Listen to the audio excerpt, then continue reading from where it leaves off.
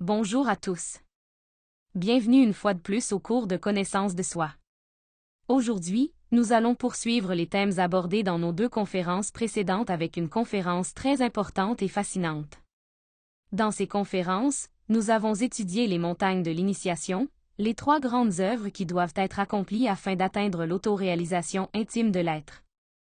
Aujourd'hui, nous allons étudier l'œuvre finale. Nous parlerons de la montagne où les principes de l'amour en nous se développent pleinement et s'unissent, et où l'amour fusionne complètement avec la sagesse, nous permettant d'atteindre la libération totale en tant qu'êtres immortels. À travers cette œuvre, nous devenons des hommes absolus, des étincelles divines capables de se déplacer librement à travers l'univers pour l'éternité, parce qu'ils deviennent les dieux de l'univers lui-même. Tel est le chemin que nous avons présenté et expliqué tout au long de ce cours, et que nous avons progressivement développé dans ces conférences. Dans le travail de la première montagne, la montagne de la Genèse, ou la naissance à travers les eaux, nous avons appris que nous commençons avec seulement 3% de conscience libre, tandis que 97% de l'essence demeure emprisonnée et conditionnée par l'ego. Nous commençons à travailler avec les trois facteurs de la révolution de la conscience, et nous appliquons la trinité du juste, de l'utile et du vrai comme filtre afin d'atteindre le quaternaire. Ceux-ci deviennent les 4 droits qui nous permettent de préserver notre énergie, la pensée juste, le sentiment juste, l'action juste et la parole juste. À travers ce processus, notre énergie est conservée et purifiée, et comme conséquence, le feu sacré s'éveille dans la colonne vertébrale, rendant possible la régénération et la création des corps solaires. Nous cessons d'être de simples animaux rationnels et devenons de véritables êtres humains avec une constitution intérieure quintuple. Nous devenons la puissante étoile à 5 branches qui symbolise l'être humain authentique. Si, au moment où le chemin se présente devant nous, nous choisissons le chemin direct, alors l'âme humaine, représentée par le triangle pointant vers le haut, s'unit à l'âme divine, représentée par le triangle pointant vers le bas, donnant naissance au parfait mariage symbolisé par l'étoile à 6 branches. De cette union naît le Christ intime. Nous achevons la première montagne avec environ 84% de conscience éveillée.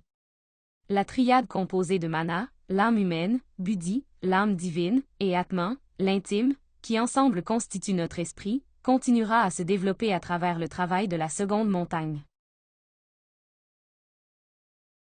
Le travail de la seconde montagne, que nous avons étudié la semaine dernière, est la montagne de la mort et de la purification par le feu, la montagne de l'Apocalypse. Elle commence avec le Noël du cœur. C'est la naissance en nous du Christ intime, le feu du feu, la flamme de la flamme, la force révolutionnaire qui vient d'accomplir tout le travail de la seconde montagne, y compris la création des 7 corps d'or et l'ouverture des 7 églises de la sagesse. Cette œuvre est représentée par l'étoile à 7 branches. Une fois atteinte l'étape de la création du corps causal d'or, le Christ intérieur commence à vivre intérieurement tout le processus du chemin de croix. Il doit être crucifié. Il doit payer le karma sévère pendant 8 années. Il doit éliminer les 7 mois causales, éradiquant ainsi la totalité de l'ego. Et après être descendu pendant 3 jours dans l'enfer, c'est-à-dire dans les infradimensions de cette planète, afin d'achever le travail d'élimination de chaque aspect de l'ego, il ressuscite comme un être immortel, sans la moindre trace d'ego, et possédant 99% de conscience éveillée.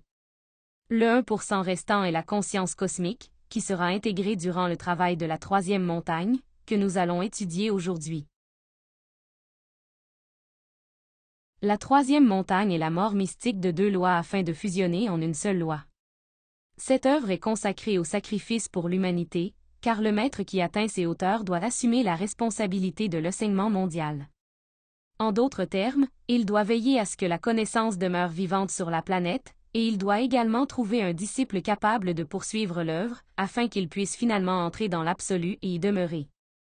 Pour certains maîtres, cette tâche sera plus facile, parce qu'ils possèdent déjà un disciple avancé préparé pour ce travail. D'autres, cependant, devront commencer cette œuvre depuis le commencement.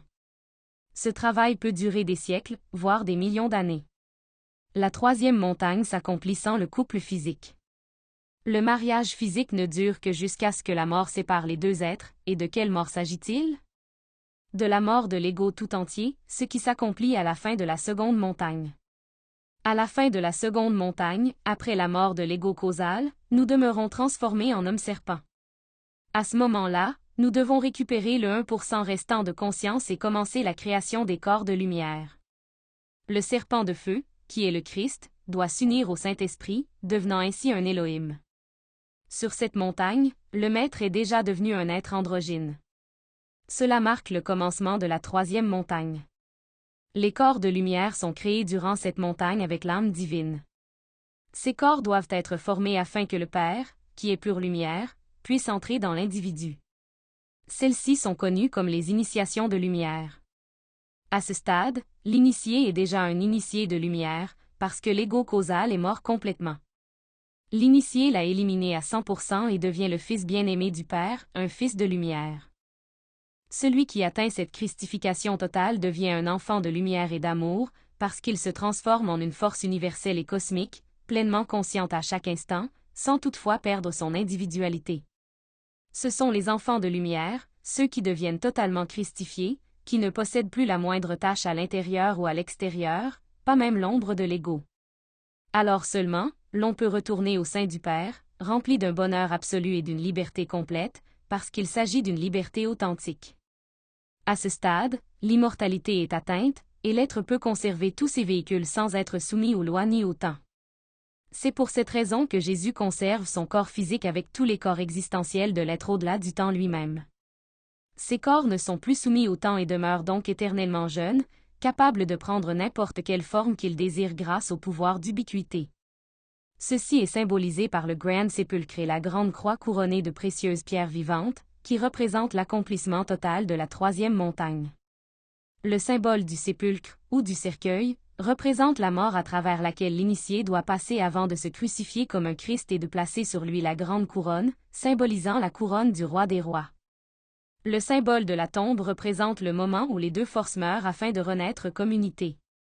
À ce point, il demeure encore une trinité, et en tant que trinité, il est encore impossible d'entrer dans l'absolu. Ensuite, après que le Christ fusionne avec le Saint-Esprit, deux des trois aspects de l'amour, ou Dieu la Mère, sont devenus un. Le troisième aspect de la Mère, Lucifer, l'entraîneur psychologique, doit également fusionner. Le serpent doit s'enrouler sur lui-même afin de former le haut de l'esprit, ou Dieu la Mère. Le Christ vainc le dragon, Lucifer, à travers toutes les tentations et fusionne finalement avec lui. Puisque le Christ a déjà éliminé l'ego causal, Lucifer n'a plus personne à tenter. Alors, seul demeure Dieu la Mère, l'amour totalement intégré. Cependant, la force du Père, la sagesse, la conscience cosmique, demeurent encore séparées. À ce moment-là, l'être est devenu une dualité parfaite, mais en tant que dualité, l'entrée dans l'absolu reste encore impossible. Il faut retourner comme unité. Ensuite, lorsque la création des corps de lumière est achevée, les deux lois sont absorbées dans une loi, devenant unies à la grande loi et directement reliées à l'absolu lui-même. Cela est représenté dans le symbole aztèque de l'aigle dévorant le serpent. L'aigle symbolise Dieu le Père, tandis que le serpent qui mord sa propre queue symbolise Dieu la Mère. Tous deux fusionnent afin d'atteindre l'unité et la libération totale. L'absolu ne peut véritablement être décrit, parce que de lui dépendent toute la création et tout ce qui existe.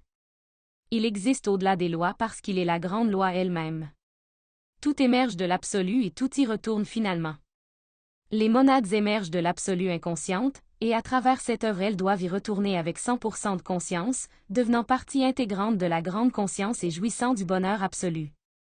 Afin d'obtenir le droit de demeurer dans l'absolu, l'initié doit avoir laissé derrière lui un disciple déjà engagé sur le chemin, afin de pouvoir se permettre de disparaître complètement. Tant qu'il n'a pas laissé un disciple, un initié ayant choisi le chemin direct et accomplissant la révolution de la conscience à travers les trois facteurs, il ne peut pas demeurer définitivement dans l'absolu. Il doit au contraire continuer à y entrer et à en sortir. Et ainsi se termine la conférence d'aujourd'hui. Les maîtres ne donnent pas davantage de détails concernant ces mystères, parce que le disciple doit découvrir personnellement les triomphes, les paiements et tout ce que les hiérarchies conscientes accordent en échange de si grands sacrifices. Ici, vous pouvez observer une synthèse des trois montagnes. Sur la première montagne, nous nous élevons depuis l'état déchu à travers la création des corps solaires physiques, vital, astral, mental et causal, atteignant ainsi une âme humaine. Sur la seconde montagne, la triade secondaire, également connue comme l'esprit, se développe. Cette triade est composée de mana, buddhi et atman, ou en d'autres termes, des corps causal, bouddhique et atmique. Ceux-ci sont également notre âme humaine, notre âme divine et notre principe christique. Sur la troisième montagne, l'intégration de la triade primaire s'accomplit, c'est-à-dire les forces du Saint-Esprit, du Fils et du Père, permettant à l'être de devenir un homme absolu. Ces 10 aspects que vous voyez ici sont les mêmes séphirotes de la Kabbale, les 10 parties autoconscientes qui constituent notre être et qui, à travers le travail intérieur, doivent devenir pleinement intégrées. Dans la prochaine conférence, nous étudierons un sujet très intéressant intitulé « Les 4 classes de Hanasmusen ». Nous y comprendrons ce qu'est un Hanasmusen, et nous parlerons de la nécessité de cesser de posséder un double centre de gravité et de nous définir fermement sur ce chemin. Ne manquez pas cet important sujet.